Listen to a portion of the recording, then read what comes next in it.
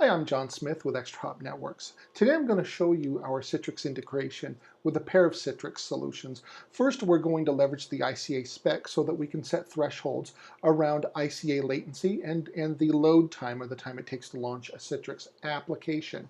Secondly, we're going to integrate based on what we observe in those thresholds.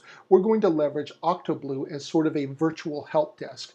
And here you'll see in this particular ExtraHop trigger, we've set the latency threshold to 0. So anything greater than 0, if we observe that, we're going to kick off an OctoBlu workflow. Now we've set the latency really low so that we can generate records for this video.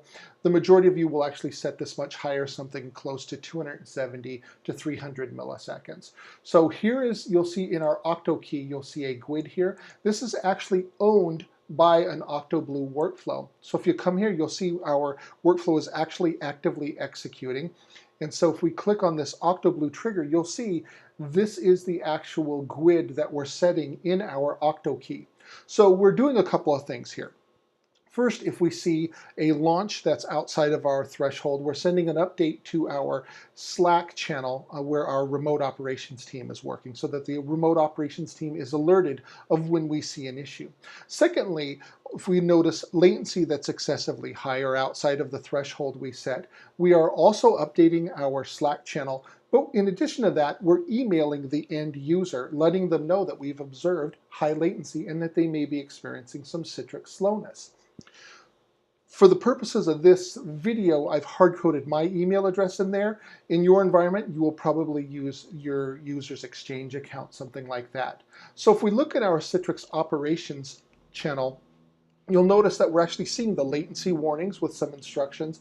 As well, we are getting the load. The latency ones are kind of dominant here, but we're also getting any warnings around the Citrix load time. Those are also being put into the Slack channel so that the operations team can be alerted of any user experience issues.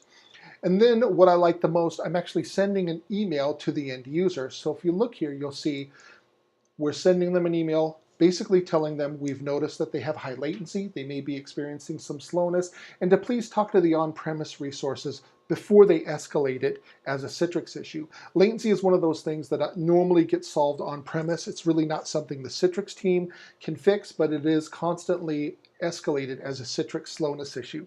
Likewise, we can do this with HTTP 500 errors, or we can do this with slow database calls. Basically, any downstream transaction that's having an issue, we can get ahead of it and position your team so that you can get ahead of any of these issues before they're escalated as Citrix problems, kind of allowing you to retake the narrative that it's a Citrix problem. Thanks so much for watching. Again, this is John Smith with ExtraHop Networks, and we are Citrix Ready.